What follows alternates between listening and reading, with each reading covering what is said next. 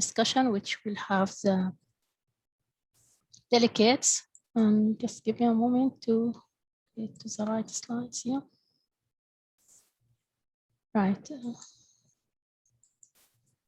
So our first delegate is, hello, do you have any comment before we move on? We are just 3 minutes over time, so. I think we proceed. We'll proceed, okay. Thank you all presenters. And now we move to our distinguished delegates, and we're looking to their also insights and sharing of their experiences. Our first person is delegate talker is Kathryn Jastremski. She is a lecturer also from the same place, University of Montréal, and she's a policy analyst and project manager in the Office of Natural Resources in Canada. Her PhD in social and ecological sustainability. She also explored forest communities and how those communities are affected by all the crises that occur due to human activities on those areas. So you have 10 minutes to present to us, so over to you. Thank you. Thank you very much. I'm just going to share my screen.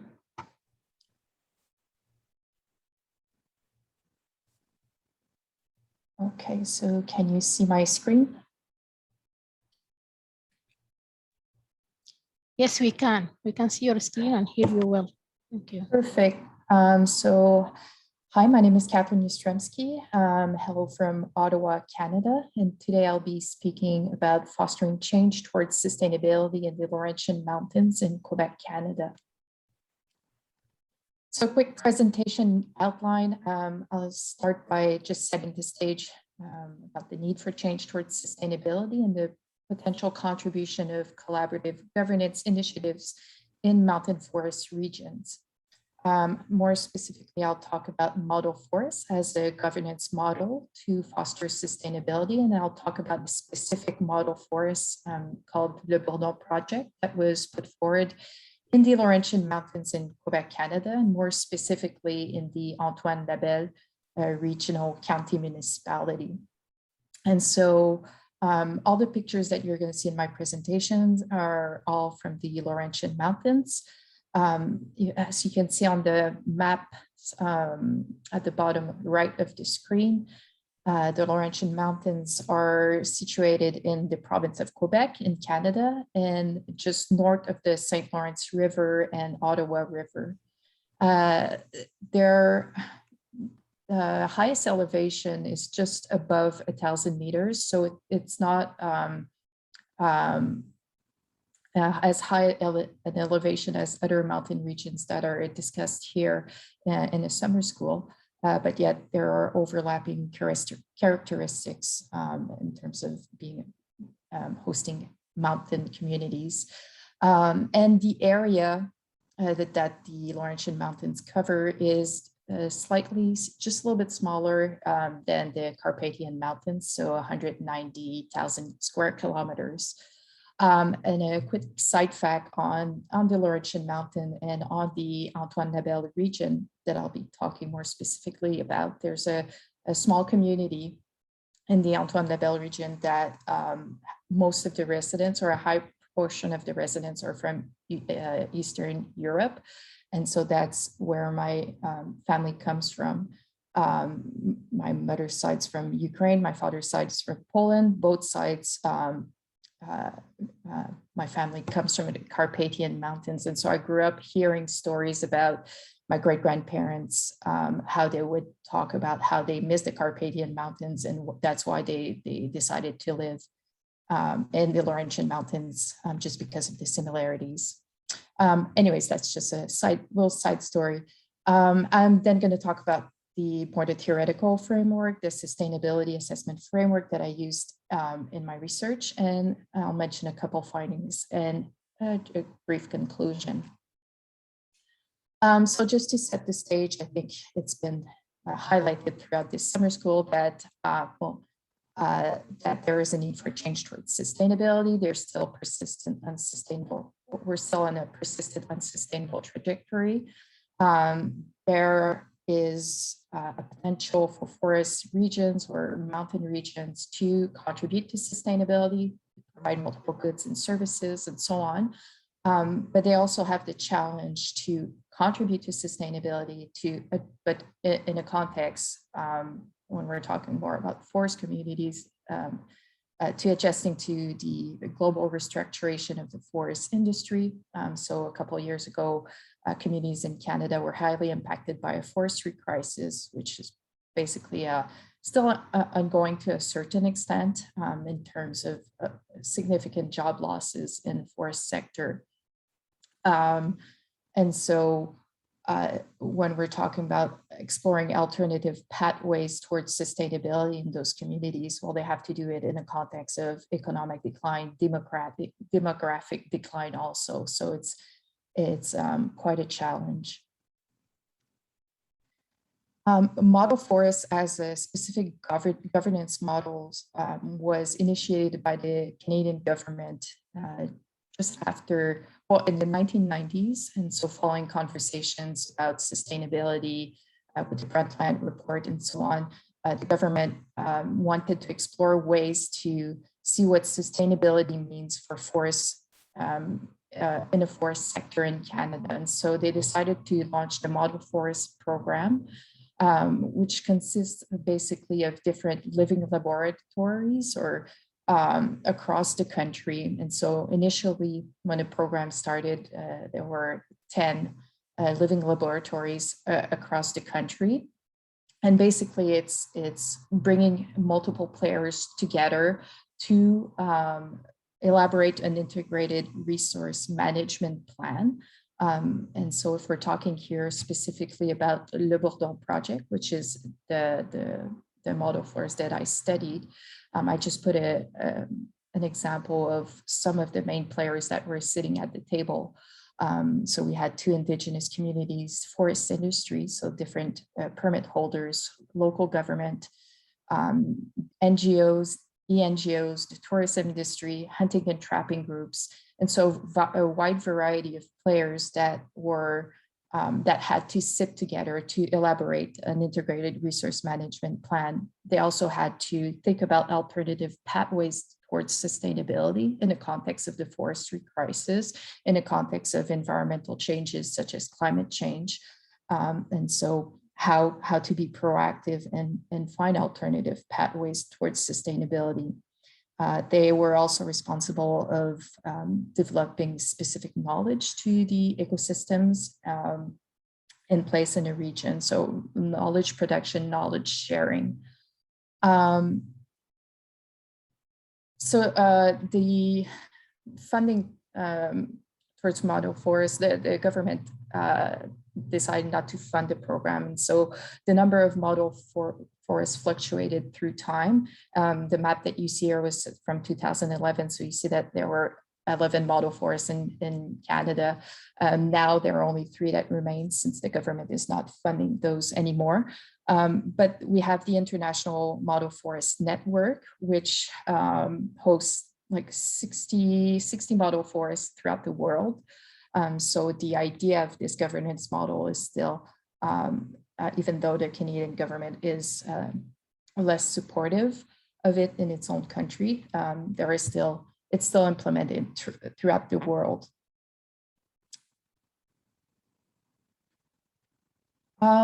So in developing the sustainability assessment framework, the idea with the research was also to not just have define sustainability, but also find change criteria to assess the model forests. So how are they actually contributing to change?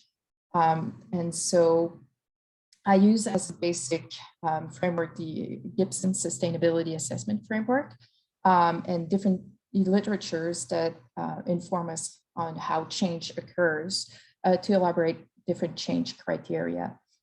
So the huge part of the work was developing the complete framework with 77 criteria in the end, and around 9 were change criteria. And I say about 9 because there are a lot of overlaps in the criteria.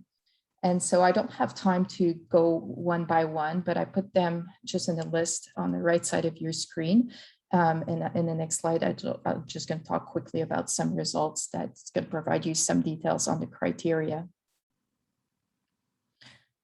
So in terms of findings, Le Bourdon project as a governance model was able to contribute to all of those specific change criteria that I mentioned. Some, in some ways, very in a minor way, but there were also significant contributions.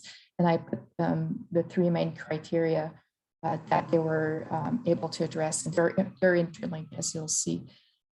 So they were able to build a shared and integrative system understanding of sustainability problems and opportunities in a region.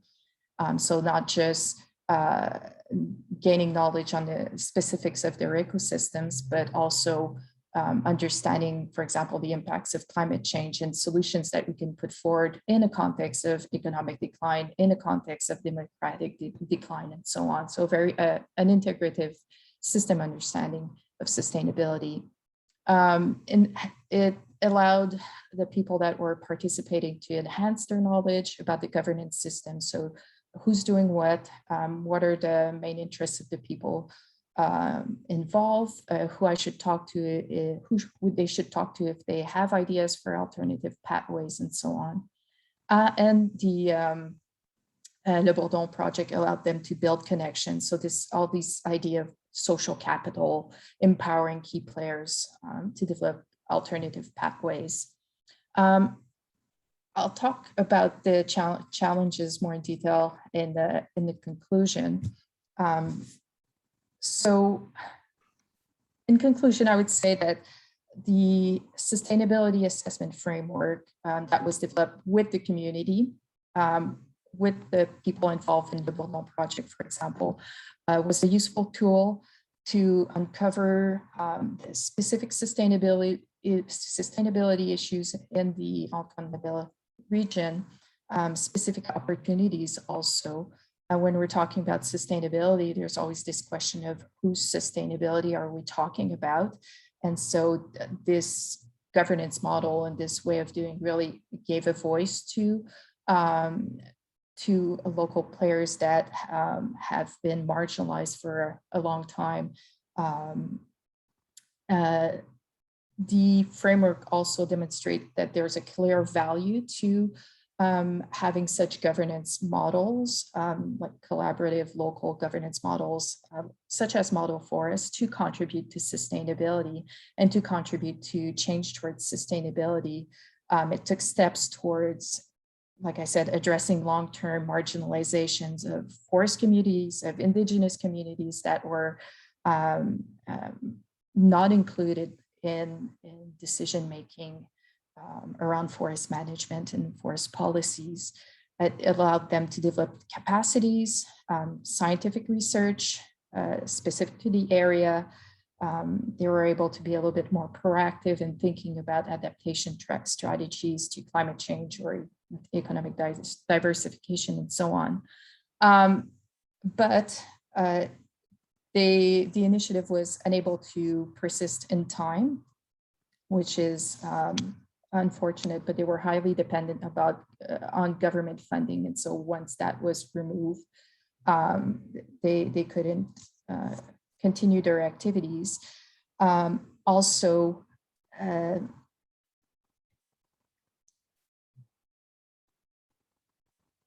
sorry. So that, yeah, they couldn't continue their activities. Also, they had little influence on higher levels, although they were building networks vertical and horizontally.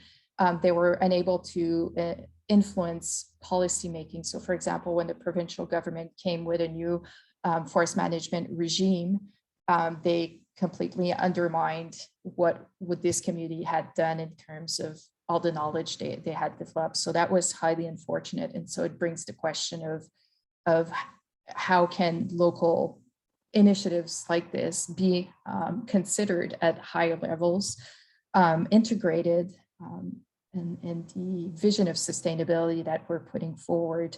Unfortunately, in this case, it's not necessarily a success story since the initiative wasn't able to continue on. So I guess I'll leave it at that. I'm happy to answer any questions. Okay, thank you, Kathryn. I think that we give you more than your time. So probably we'll move on. Thank you for sharing your research with us and so give us an idea about this local model, which is community-based, and also about the challenges, especially the financial challenges of faces for the sustainability of this type of models. If anybody has a quick comment or question for Kathryn, then we can hear it. Otherwise, we'll move on.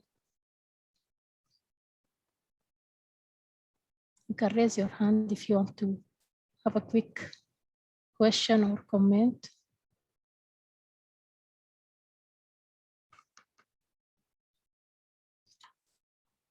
Okay, thank you.